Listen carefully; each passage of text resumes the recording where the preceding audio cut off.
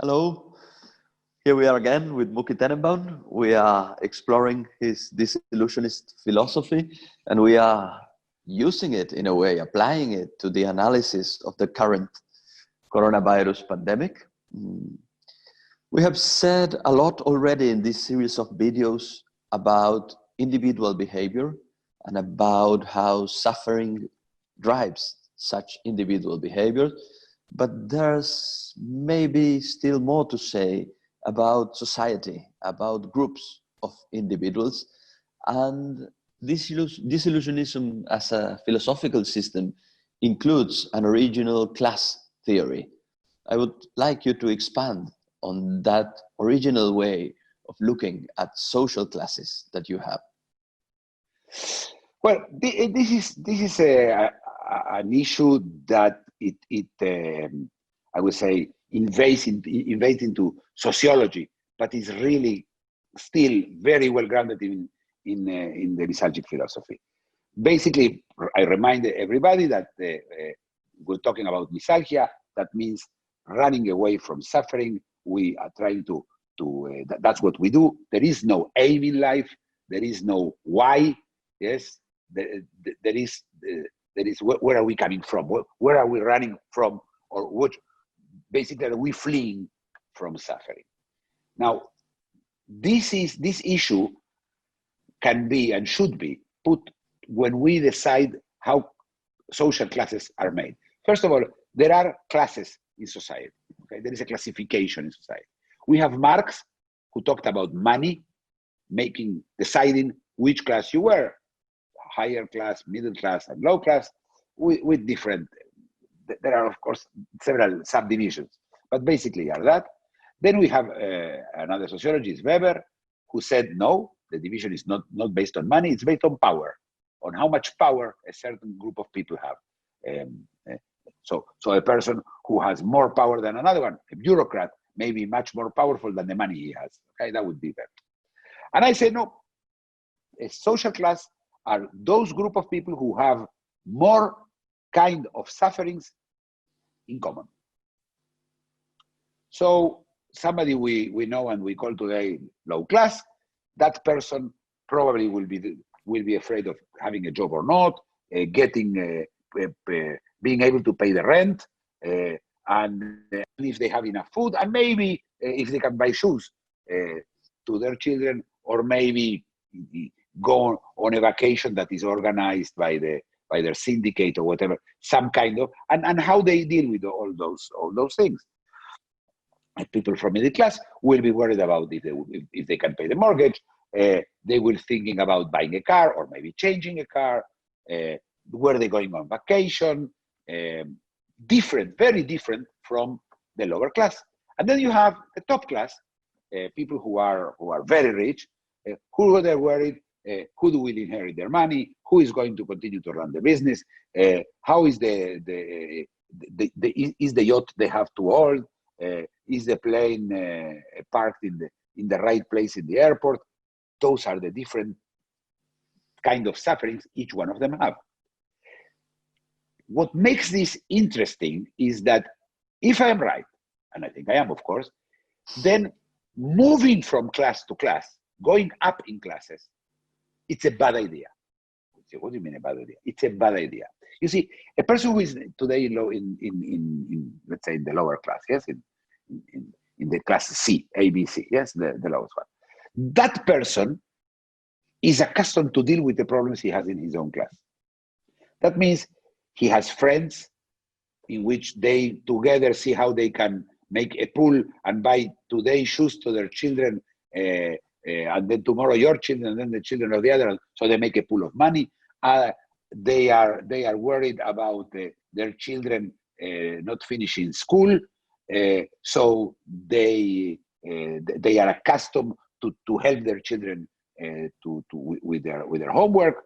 They will be afraid of being sacked, and they will have no money to work. So they are taking all the necessary steps to avoid all those pains. And when they have the pains, they have their own kind of relief. But most of all, they have the necessary habits to deal with all this. So while they're sleepwalking, while they are inertially moving, they're inertial. It's all taking care, it's all taking in account the life they have, the assets they have, the future that is there, and the way they deal with children. If that person wins the lottery or gets a fantastic promotion and goes to the middle class, everything that he knows from dealing with problems in the lower class will not help him. And in the new class, he doesn't have the tools. Moreover, people around him don't know him. He's not a standing member of the middle class. He just arrived. And that will also create a problem for him. Now, it's not that the amount of suffering he will have or how critical are his sufferings, yes, will change. No. The new in the middle class, there are as critical, as problematic, as painful sufferings as in the low class and as the high class. Just you're not accustomed to them. Now, when you sit in your house, in your apartment in which you pay rent and says, the day I will own my apartment, the way I can afford my apartment, life will be totally different. But it's not true. Now you have your apartment. Anything that happened to your house, if the neighborhood goes to shit, you lost your money. If all the thing you have to do to keep the house and to keep it in good shape. And again, once you have a house, your children says, hey, why don't we have a car? Because once you are, that's a problem of moving. So class moving upwards or downwards, of course, it's a disaster. It's very difficult.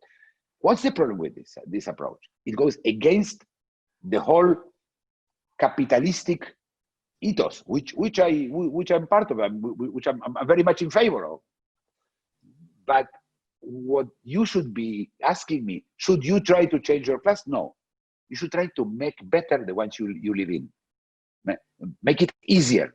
Just don't jump off, don't go around jumping. Of course, this is very unpopular, extremely unpopular. But it is the truth. And once they will do it, they will look back and say, what have I done?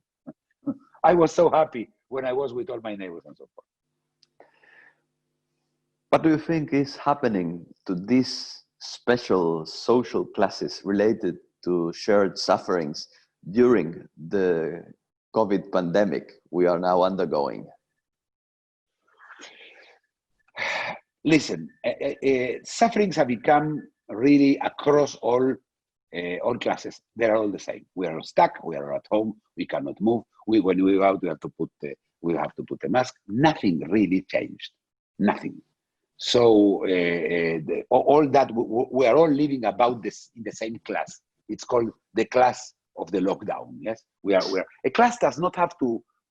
A class could be also on a certain area. You could have people who are celiac who are a class because they have the same kind of suffering. It doesn't have to do with money. It can do with anything. Yes. So in this case, we are all having the same kind of suffering. The problem is that already now, some of the people who are in the middle class know they're going to lower classes. So they call the state, immediately save me from this, and the state sends money, of course, to no avail, because how long can they keep this kind of aid going to help people who are in a bad situation? So, but in the meantime, we share most of the sufferings, all of us, at the same time. Of course, some people have television that they can watch 4K, and the other one have a black and white television.